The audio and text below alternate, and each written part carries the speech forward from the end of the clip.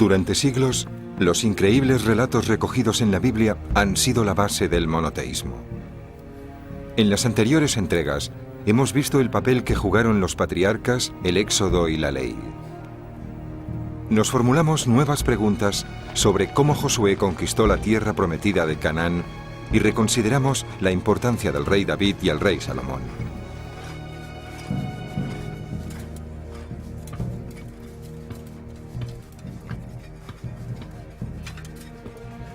Esta vez, nuestra investigación arqueológica tiene como objetivo determinar los orígenes de un pueblo.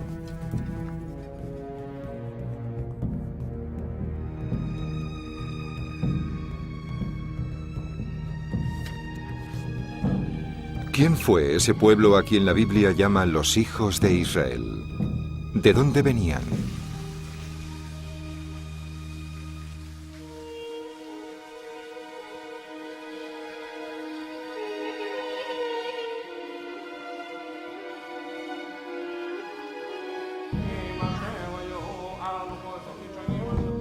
El avance en la investigación nos llevará por el camino de otro Génesis, el de los autores de un libro del que brota una religión, el judaísmo, y que inspiró dos más, el cristianismo y el islam. Tres religiones que adoran a un Dios único.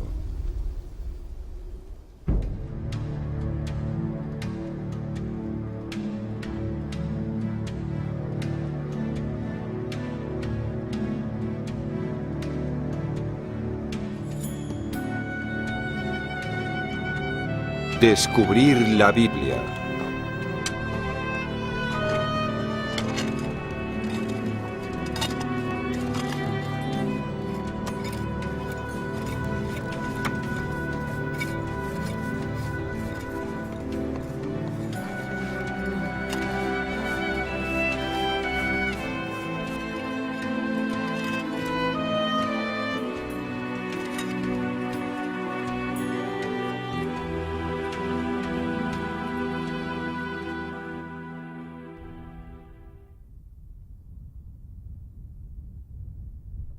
Tel Megiddo. En este yacimiento arqueológico encontraremos las claves para descubrir a los autores de la Biblia.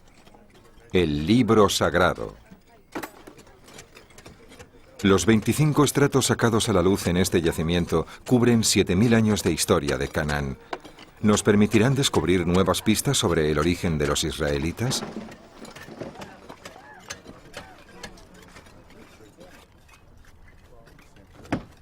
Con ese fin, seguiremos a dos investigadores, Israel Finkelstein y Neil Silverman, que están escribiendo un libro que reexamina los relatos que se recogen en la Biblia, estudiándolos con las más modernas herramientas arqueológicas. En el centro de la investigación está descubrir el origen de los israelitas. En las tres anteriores entregas, estos investigadores ya demostraron que el éxodo, la huida de Egipto, no había dejado huellas y que la tierra de Canaán nunca fue conquistada militarmente. Pero, ¿de dónde proceden los israelitas? ¿Qué enfoque deberíamos darle a nuestra investigación?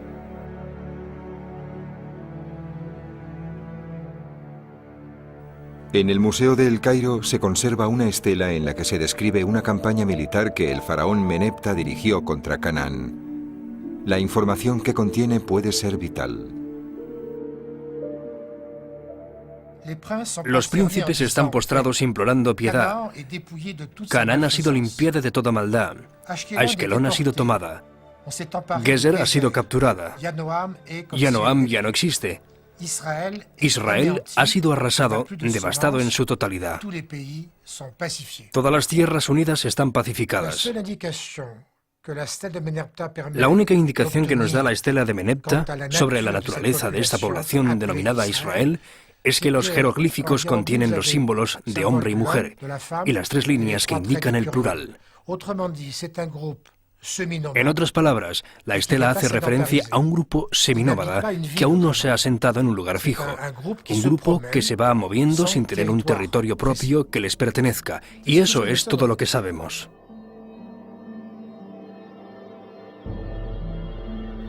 La estela data de finales del siglo XIII, del año 1207 a.C. un punto de partida concreto en nuestra búsqueda del pueblo de Israel. Los historiadores señalan que en la misma época que se erigió la estela, Canaán estaba organizada en ciudades-estado bajo el dominio de Egipto.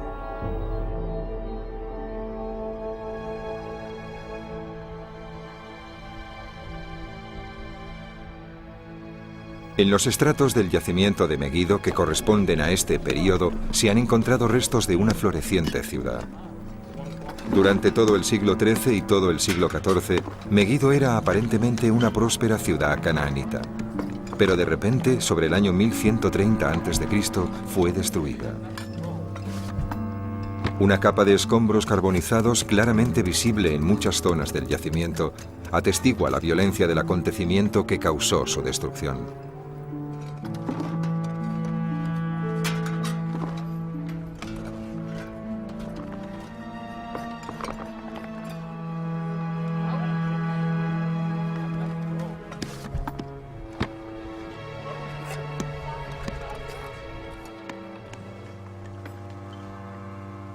Meguido es solo el destello de una imagen mayor que refleja la destrucción de la cultura canaanita. Otros lugares también fueron incendiados: Hazor, Lachish, Bethel y Meguido. Pero no al mismo tiempo. Algunas de estas ciudades cayeron en el siglo XIII. Otras resistieron unos años más y otras fueron destruidas en el siglo XII a.C. Tardaron cerca de un siglo en arrasarlas completamente. ¿Quién lo hizo y por qué?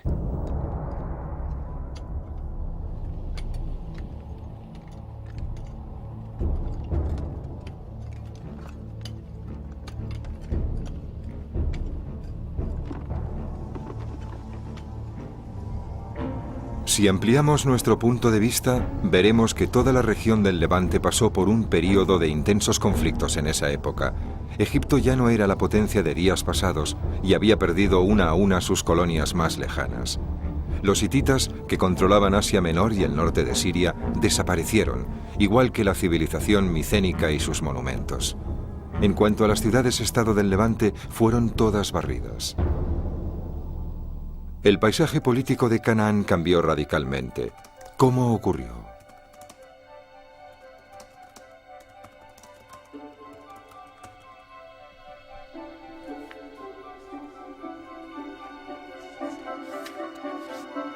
Las tablas cuneiformes descubiertas en la ciudad portuaria de Ugarit, en Siria, que también fue destruida en esa época, nos proporcionan los primeros elementos para comprender esta transformación.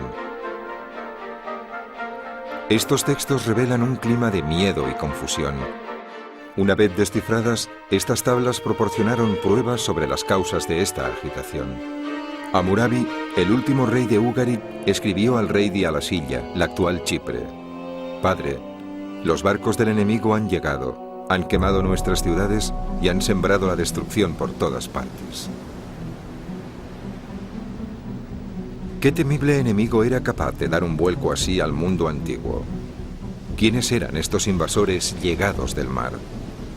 La arqueóloga Ayelet Gilboa está excavando un yacimiento de la costa norte de Tel Aviv. Ella nos comenta la explicación más ampliamente aceptada por los expertos.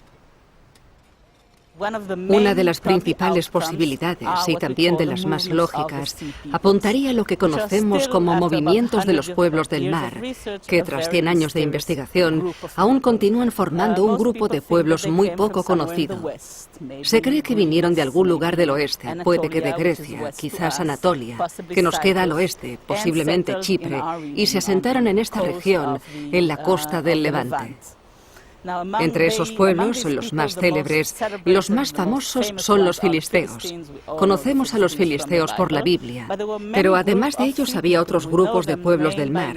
Sabemos sus nombres gracias a principalmente los documentos egipcios y también por algunos documentos canaanitas entre ellos. Y había muchos pueblos, como Siquila, Shardana, Luca, Ecuesh y muchos otros nombres, difíciles de situar desde un punto de vista arqueológico. ¿Qué nos cuentan las distintas fuentes canaanitas y egipcias?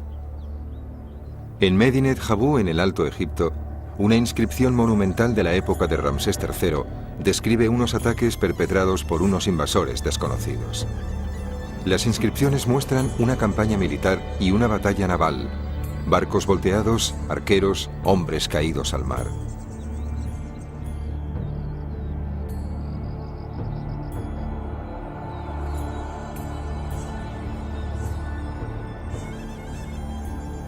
Los adversarios de Egipto están claramente representados. Llevan cascos con penachos y cintas para atarlos a la barbilla y a veces unos extraños cascos tocados con cuernos. Un relato visual de los horrores de la guerra.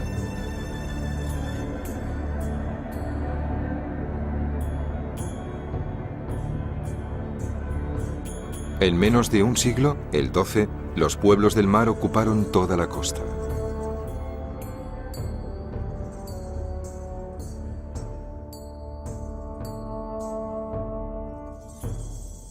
Sería un error suponer que todas las ciudades-estado canaanitas fueron destruidas por los pueblos del mar. El Mediterráneo oriental estaba en su totalidad en un excepcional estado de agitación. La economía se vio alterada. Las rutas de comercio marítimo se habían cortado y los puertos de la costa mediterránea fueron destruidos y se ocuparon. En una situación de estas características, con una economía quebrada, hambre y problemas políticos, una ciudad puede atacar a otra. Un grupo de gente de las tierras altas puede tomar una ciudad y también pueden aparecer tribus de pastores nómadas que intenten sacar provecho atacando una ciudad desprotegida y aislada. El caos era total.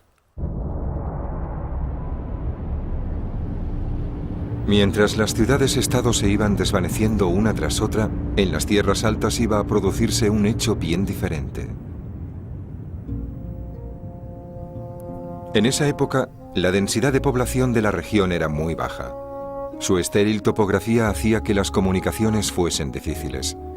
Era una zona cerrada, el escenario ideal para una génesis o un nacimiento.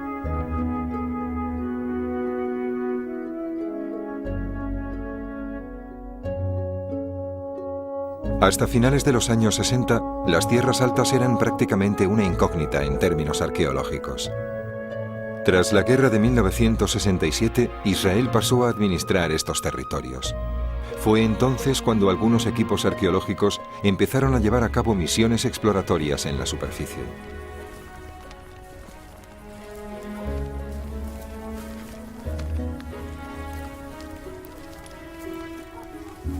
Los investigadores estudiaron el territorio metro a metro, realizando una meticulosa recogida de material en superficie. Cualquier pista de asentamiento o paso humano podría ser de gran utilidad.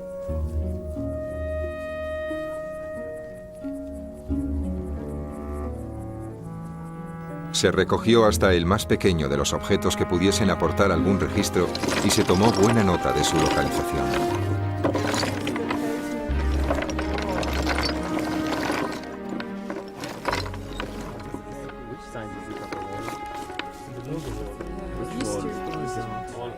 Una tarea que requería elevadas dotes de observación, criterio y sistematización, seguidos de un análisis certero. Con los datos recogidos, se escogieron los sitios en los que se iban a realizar las primeras excavaciones. Este tipo de investigación sigue una metodología estadística. La situación de los restos y las concentraciones de fragmentos se transfieren a un mapa de la zona. Esto permite formular el modelo de ocupación de un territorio determinado, el tamaño de los asentamientos, su número y su evolución en el tiempo.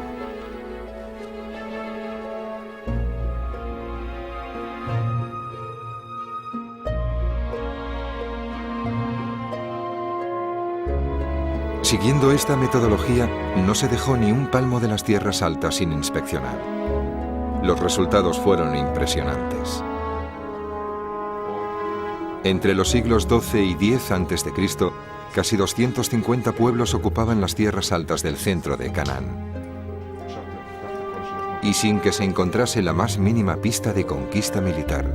Fue una transformación social gradual, pero a pesar de ello, radical.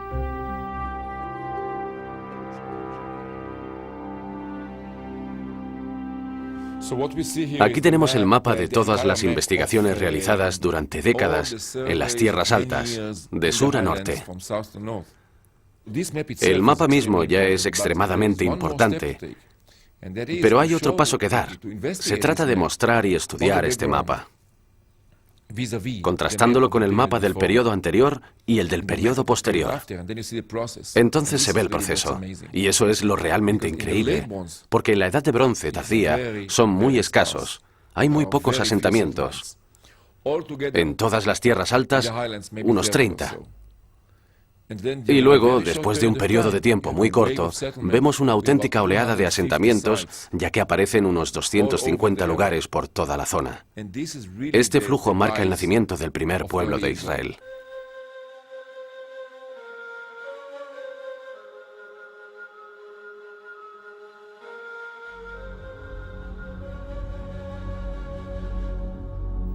¿Pero podemos llamar a estos asentamientos los primeros israelitas? ¿Qué distingue a estos pueblos que aparecieron en las tierras altas?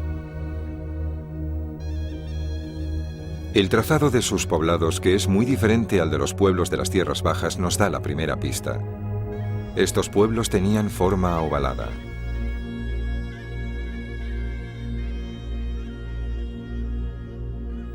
La principal actividad de sus habitantes era la ganadería. Para acercar al ganado y para protegerlo durante la noche se usaba una zona completamente cerrada. ¿Por qué la forma ovalada del asentamiento? Esta configuración es parecida a la de los asentamientos beduinos descritos por los primeros exploradores que entraron en los desiertos de Judea y Transjordania.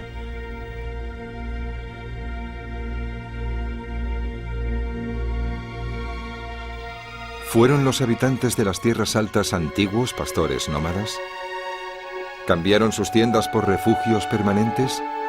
Y de ser así, ¿por qué?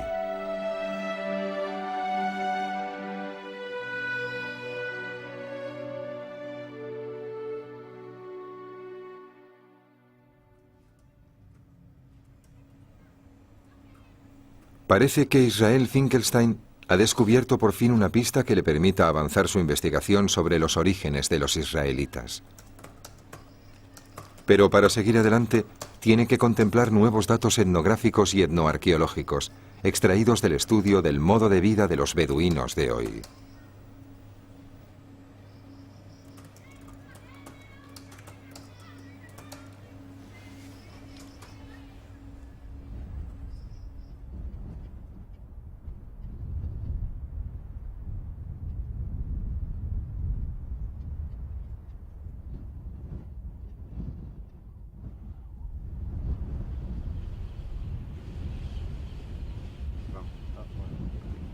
حياك الله في وادي رم درينك تي بدوين ثانك يو لو سهلا تفضل شكرا عفوا شكرا.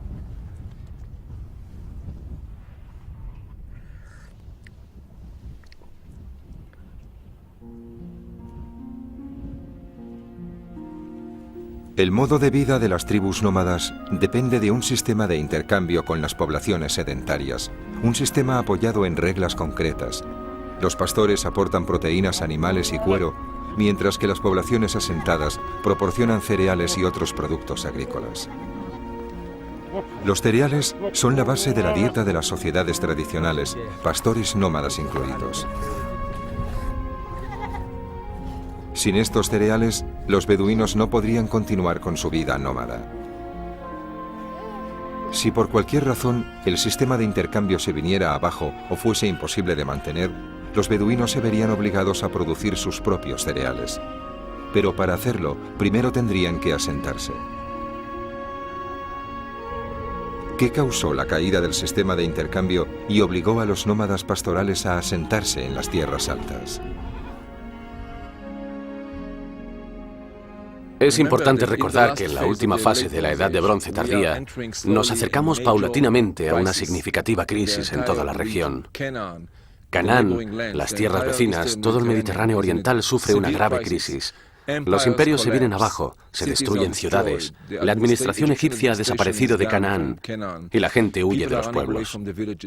En una situación así, los aldeanos no podían producir suficientes cereales para mantener el comercio con las tribus nómadas, y éstas no tuvieron más remedio que establecerse. Ese es el momento exacto en el que de repente asistimos a una oleada de asentamientos en las tierras altas. Mi hipótesis es que eran los pueblos constituidos por tribus nómadas de la Edad de Bronce tardía, que la crisis convierte en sedentarias. La arqueología nos muestra que las manufacturas de los nómadas que se asentaron en las tierras altas no eran muy diferentes a las de los pueblos vecinos. Una única particularidad les distingue: su dieta.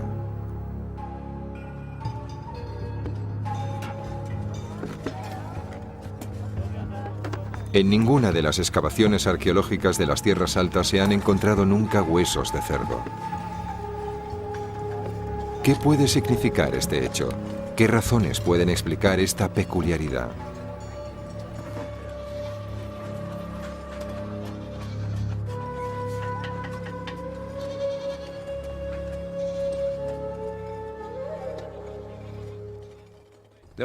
Hay varias y posibles razones. Una de ellas es su origen trashumante, ya que a resultas de este, los pueblos nómadas no tenían cerdos. Esa podría ser una razón. Pero creo que hay una razón más importante que justifica no encontrar osarios de cerdo en las tierras altas. Y es que exactamente durante esa misma época, los pueblos filisteos de las tierras bajas, y en general todos los pueblos de las tierras bajas, canaanitas, filisteos y otros, comen mucho cerdo. Así que la distinción entre la gente de las tierras altas y de las tierras bajas podría haber llevado a una contraposición entre el nosotros y el ellos. Ellos comen cerdo, nosotros no. Pero eso no es todo. Las tierras altas donde se asentó un pueblo que se abstenía de comer cerdo no eran un territorio homogéneo. Al sur, la vegetación era escasa y las lluvias muy inconstantes. Además, su árido suelo no soportaba una explotación agrícola consistente.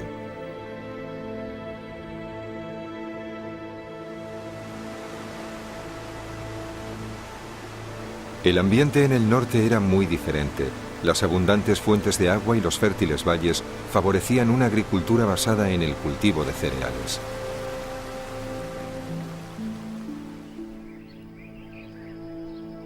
Pero no solo en los cereales, sino también en los olivares y las viñas.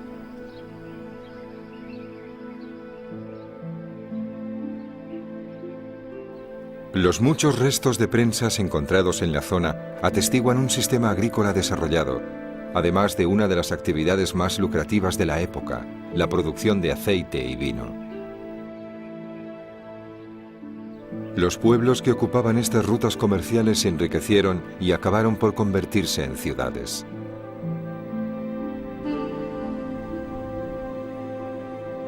Estos dos ecosistemas explican la emergencia de dos entidades diferenciadas, una en el norte que se convertiría en el reino de Israel y otra en el sur que se convertiría en el reino de Judea.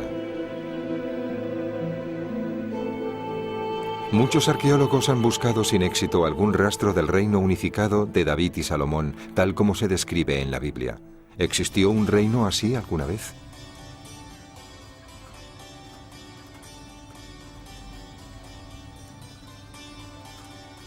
Neil Silverman e Israel Finkelstein han analizado los datos de los restos encontrados en Canaán y en las regiones fronterizas.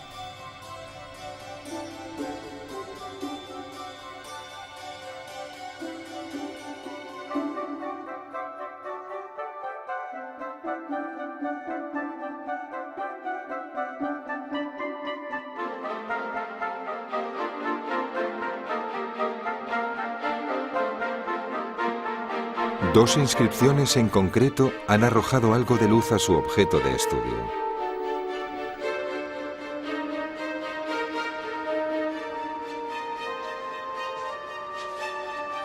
La estela Mesha, que se exhibe en el Louvre, fue descubierta por un misionero alsaciano en el sur de Jordania en 1868.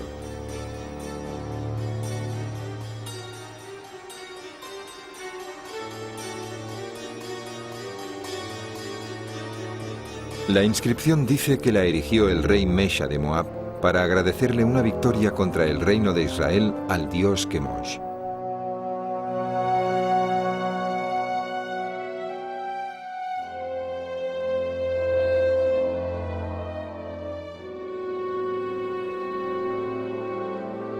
La estela menciona el nombre de Omri, rey de Israel. Data del siglo IX a.C.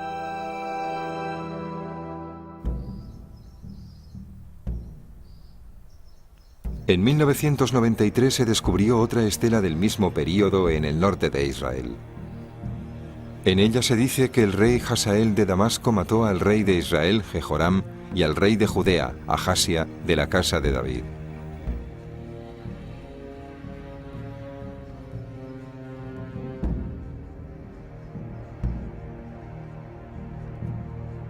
Estas inscripciones distinguen claramente dos reinos, Israel y Judea. No hay ninguna referencia a un solo reino. Sin embargo, la Biblia atribuye a estos dos reinos una religión común, la de Yahvé. ¿Qué es lo que realmente conocemos acerca de esta religión? Valiéndonos únicamente de la arqueología, es difícil hacernos una idea de la visión que tenía un pueblo de sus dioses. Difícil, pero no imposible.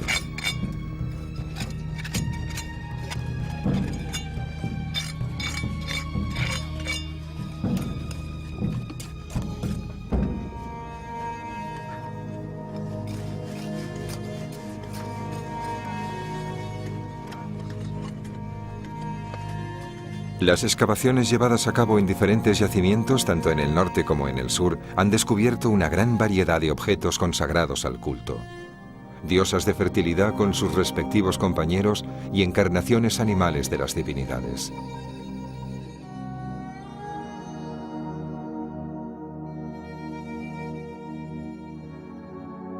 Pueden encontrarse tanto en asentamientos canaanitas de la Edad de Bronce como en yacimientos de la era israelita en la Edad de Hierro.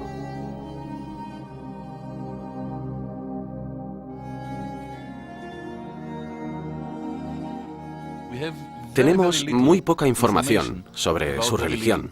De la poca que tenemos, yo he publicado algunos datos. En el kibutz de Samir, en la zona de Galilea, no muy lejos de aquí, vi que sus habitantes tenían una figura de bronce de un toro sobre un altar. Les pregunté dónde habían encontrado ese toro, que era muy bonito, de unos 18 centímetros de largo, un toro precioso. Un miembro de kibutz, un soldado que se ejercitaba en las colinas del norte de Samaria, lo había encontrado en una colina. El toro, como es sabido, es el símbolo de Baal, el dios más importante del panteón de Canaán. Y también de él, el dios que rige el culto canaanita, pero también está relacionado con el dios israelita, especialmente en la parte norte del país. El toro, el becerro de oro, es asimismo el símbolo de los templos de Dan y Bethel durante el periodo israelita, es decir, que notamos que existe un nexo de unión entre la religión canaanita e israelita.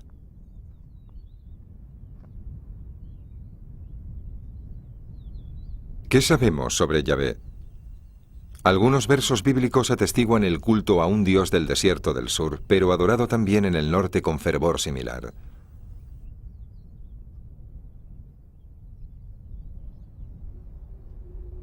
¿Cómo era la convivencia entre Yahvé, el dios del sur, y él, o Baal, los dioses del norte?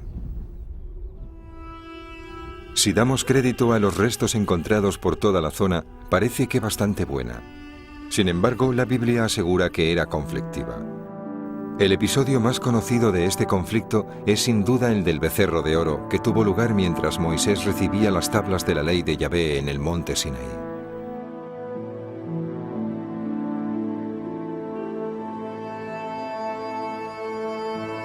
El pueblo, mientras esperaba en el valle el regreso de Moisés, forjó un becerro de oro.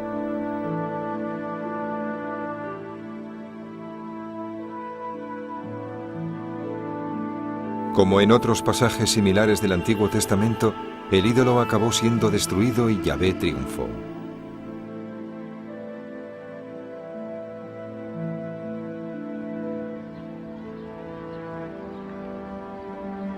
¿Qué simboliza este conflicto entre divinidades y la consiguiente victoria de Yahvé? ¿Qué realidad histórica refleja? ¿El culto a Yahvé en el reino de Judea está probado en términos arqueológicos?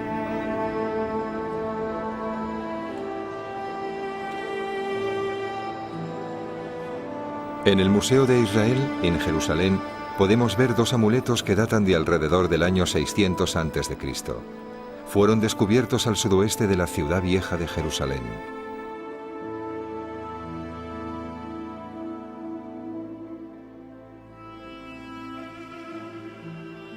Estas piezas están cubiertas de una arcaica escritura hebrea que proclama: que Yahvé te bendiga y te cuide, que Yahvé vuelva su cara hacia ti.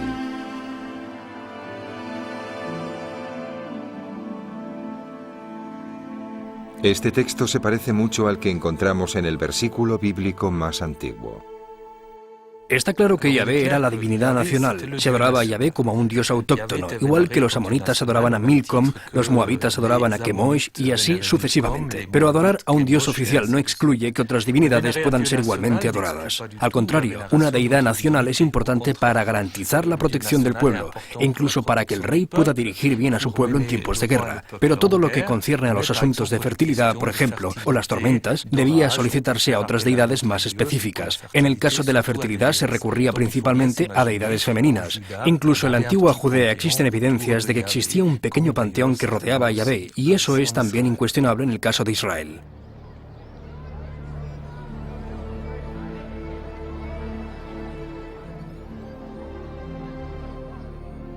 Demos un repaso a la situación. En el año 722 a.C., los ejércitos asirios aniquilaron el reino de Israel, el reino del norte, haciendo que un gran flujo de refugiados llegara a Judea. Al mismo tiempo, la economía de Judea crecía y este pequeño reino se convertía en un estado legítimo y próspero. Un siglo después de la caída del reino de Israel, el rey de Judea, Josías, aprovechó la caída del imperio asirio para conquistar los territorios del norte. Los refugiados del reino del norte trajeron consigo sus tradiciones y sus religiones. Sin embargo, el plan de Josías imaginaba un pueblo unido, una sola nación. El objetivo de Josías se llevó a cabo en diferentes fases. La primera fue el descubrimiento de un libro atribuido a Moisés y unió a la población con las leyes que éste contenía. Dejando a un lado la verdad histórica de este acontecimiento, se cree que este libro hallado se correspondería con el quinto libro de la Biblia, el Deuteronomio. Una de las ideas más importantes del libro del Deuteronomio es la centralización del culto. Dice que todo el pueblo de Israel debe adorar a un Dios y solo a un Dios en un solo lugar. Así que reclama una nación adorando a un Dios en un solo templo.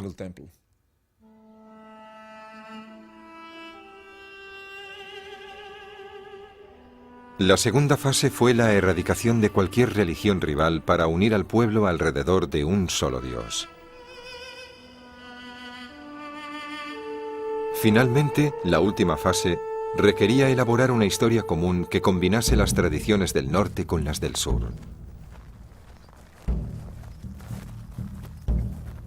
¿Es posible encontrar pruebas físicas de la reforma de Josías? ¿Pruebas de que esta centralización de la religión en Jerusalén tuvo lugar?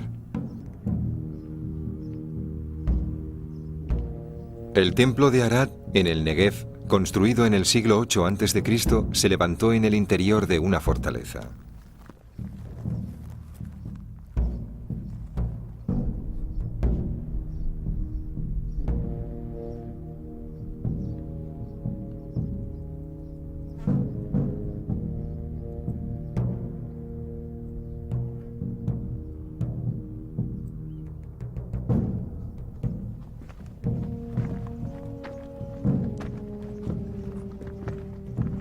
El templo fue destruido a finales del siglo VIII para nunca ser reconstruido.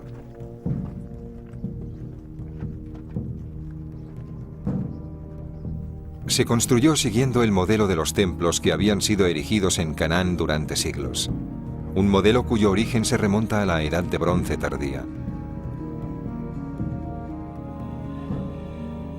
En el patio interior, que era abierto al público, encontramos la zona consagrada a los sacrificios.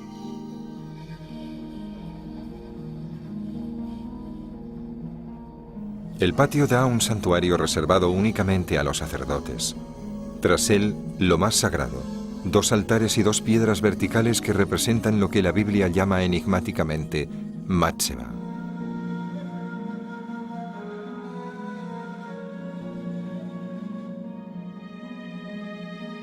Este templo es un lugar de adoración como los que existían en las afueras de Jerusalén en el siglo VIII. Si lo que sabemos de este templo resulta ser correcto, encontramos algo que diferencia drásticamente los siglos 8 y 7 a.C. En el siglo VIII hay templos en varios lugares de Judea, incluyendo este, el de Arad, que tengo a mis espaldas, el de Bir Shiva, no muy lejos de aquí, y algunos otros. Mientras que el siglo VII desaparecieron todos, y solo encontramos el templo de Jerusalén.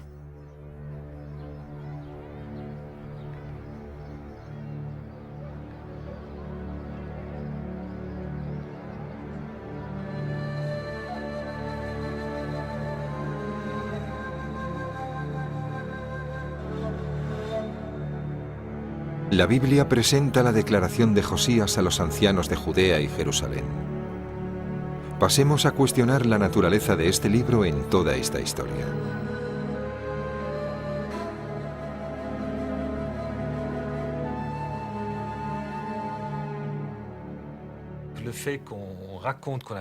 Que digan que se ha encontrado un libro indica que ya existía un libro antiguo que se había perdido en algún lugar del templo y que evidentemente legitimaba la reforma. Pero al mismo tiempo demuestra que la reformulación de la religión judía iba a cimentarse a partir de ese momento en un libro que se convertiría en la base de una nueva religión. Así que no solo se trata de que se encontrara un libro, sino que a ese libro se le suponía un prestigio sin precedentes.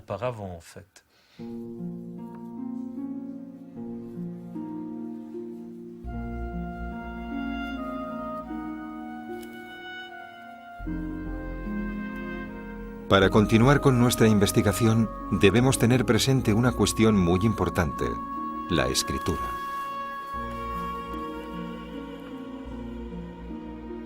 ¿Qué sabemos sobre los inicios de la escritura en esta región? ¿Qué circunstancias provocaron que la escritura adquiriese tal importancia en la sociedad del antiguo Israel? ¿Sabían los israelitas leer y escribir en el siglo VII a.C.?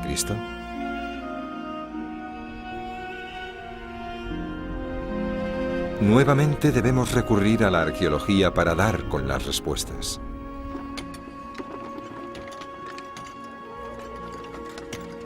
En los yacimientos del siglo VII se han descubierto muchos sellos y ostraca, fragmentos de cerámica que contienen distintas inscripciones. Son piezas muy poco comunes en el siglo VIII. Antes de esa fecha simplemente no existen.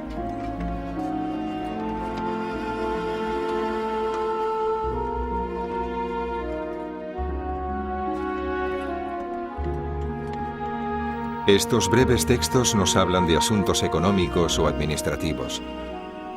Trazados por los escribas, nos proporcionan pruebas del desarrollo y la centralización de Judea, entonces un súbdito más de Asiria. Este hecho se corresponde con un fenómeno más bien común. El surgimiento de un Estado generalmente va acompañado de la expansión de la escritura. En un ostracón del siglo VII, un trabajador se queja a las autoridades sobre el robo de una prenda de ropa. ¿Cómo prueba este texto que se produjese entonces una revolución? Antes del siglo VII a.C., parece claro que los israelitas eran analfabetos. De hecho, deberíamos decir que el analfabetismo no era una categoría en la que la gente pensara en absoluto. La sociedad entonces no le daba ningún valor.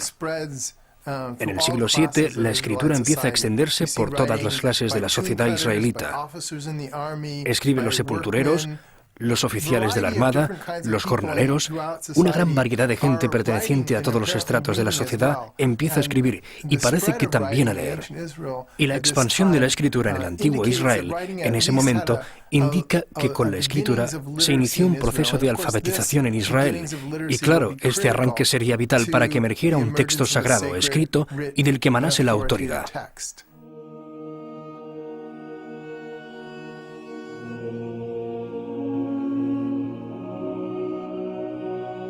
La escritura no era un saber reservado únicamente a los escribas. Por supuesto, las lecturas públicas del libro descubierto en el templo no demuestran el nivel de alfabetización de la población de Judea, pero muestran la función que la palabra escrita había alcanzado entre la ciudadanía del siglo VII.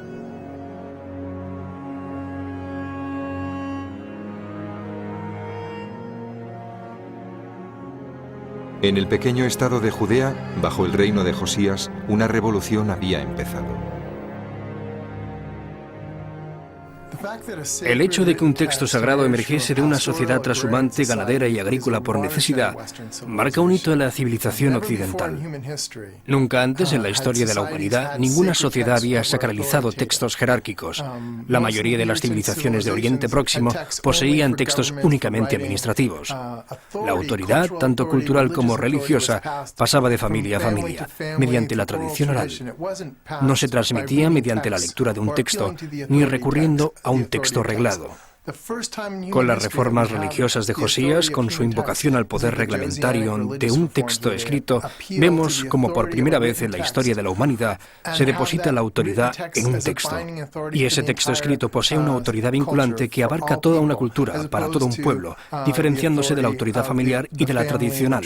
Y eso es un hito en la civilización occidental. En el siglo VII a.C., todo se une. Todo está a punto para que algo nuevo suceda. Si estudiamos la política o la economía de la época, la situación social en Judea, incluso el hecho de que la alfabetización se extendiera desde el centro de la región hasta el campo, hasta los pueblos, que llegase incluso a la gente relativamente simple, todo eso propició una situación a partir de la cual Judea pasó a ponerlo todo por escrito, en un libro. Judea describe su pasado, mítico o histórico. Nos habla del presente y nos revela sus sueños para el futuro, en forma de palabra escrita, de libro.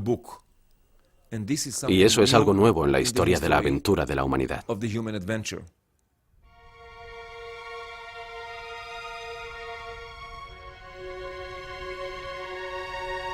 Basándose en la legitimidad cimentada sobre una ley y una historia comunes, Josías pudo dirigir a su pueblo hacia su ambicioso plan.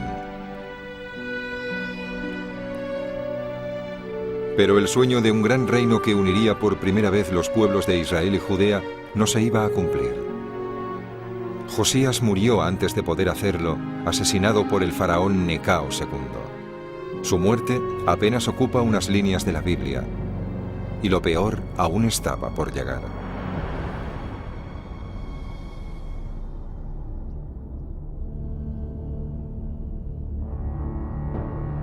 En el año 597 a.C., los babilonios causaron estragos por primera vez en el reino de Judea.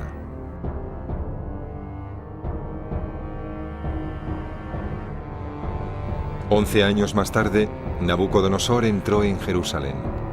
Quemó el templo de Yahvé. Jerusalén fue reducida a ruinas. Judea fue borrada del mapa. Una proporción significativa de la población rural se quedó en Judea bajo el yugo de Babilonia. Siguiendo la línea de la política imperial, algunos de los habitantes fueron exiliados a Babilonia.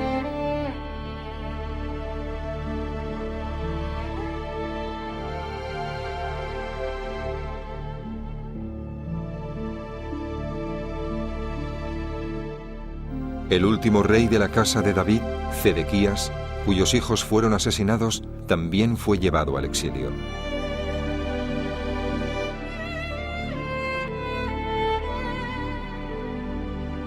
La élite cultural de las ciudades Los sacerdotes y los escribas fueron desterrados a los márgenes del Tigris y el Éufrates.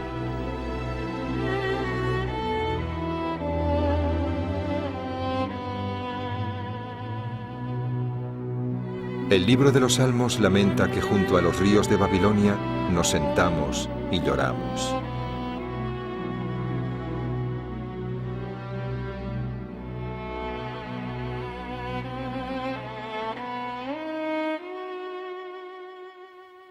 El exilio manifiesta en realidad una situación de una crisis excepcional, porque todos los pilares sobre los que se basaba la identidad de un pueblo desaparecieron. Ya no había templo, ya no había rey, ya no había país y ya no había unidad territorial. Así que para sobrevivir fue necesario encontrar otros medios para construir una identidad. En realidad fueron los exiliados, los escribas, los sacerdotes, los que construyeron esa identidad, tomando como punto de partida algunas tradiciones antiguas, pero abriéndolas. Es decir, la reforma de Josías se convertiría en el símbolo del templo que acabó transformándose en una sinagoga. Poco a poco, Moisés reemplazaría al rey y la Torá reemplazaría al país. A través de este trabajo de escribir y reescribir, el judaísmo se concebiría en la forma concreta que tomó durante el dominio persa, bajo Ezra el sacerdote.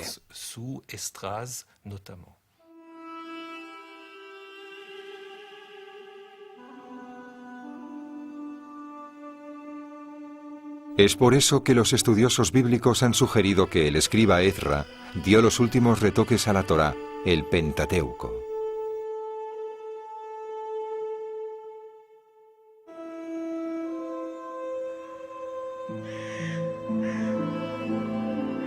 Nos acercamos a la conclusión. ¿Qué hemos aprendido de las pruebas que nos proporcionan las incontables piezas encontradas en los montes, las vasijas rotas y las antiguas inscripciones?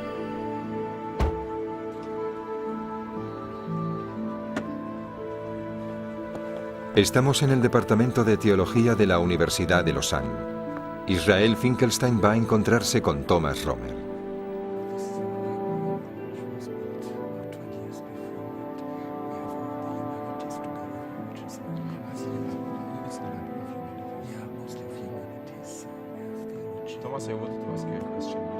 La época en la que los arqueólogos se tomaban la Biblia al pie de la letra y en la que la investigación textual hacía caso omiso de las pruebas materiales ya es historia.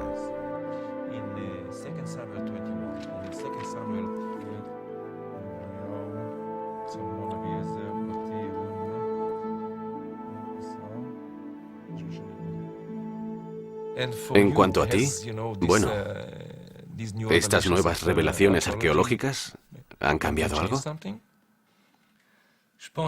Creo que hay que distinguir entre la forma final de la Biblia, que se ha convertido en la base no solo del judaísmo, sino de las tres religiones monoteístas importantes, y los orígenes de la Biblia hebrea.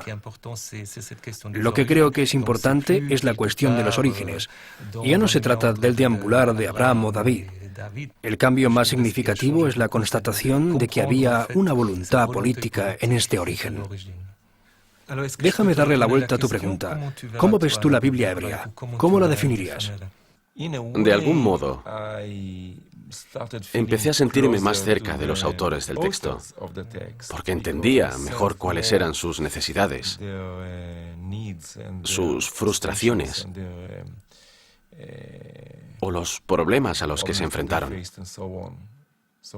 Así que antes que nada, diría que ahora me siento más cerca del texto y eso me da una mejor imagen de mi propia identidad como israelí y como judío. Y también como miembro de una civilización más amplia, que puede llamarse civilización occidental, judeocristiana o como se crea conveniente. Así que siento ambas cosas.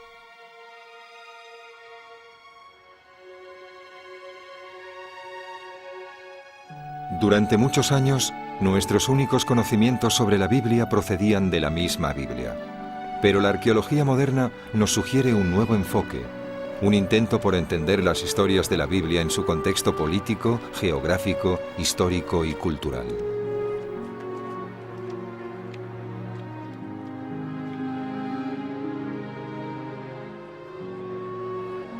Cuando se escribió el texto bíblico, estaba en juego la invención de un linaje, el establecimiento de una ley y la afirmación de una promesa mesiánica. Todo eso estaba relacionado con un libro que en el exilio se convirtió en un país que iba cambiando, una tierra que podía copiarse, estudiarse, compartirse y celebrarse. Este día del calendario judío se llama Simchat Torah, el regocijo de la Torá o la celebración del libro.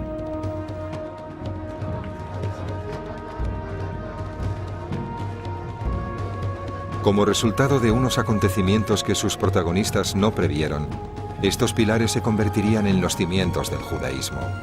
Pero esa es otra historia.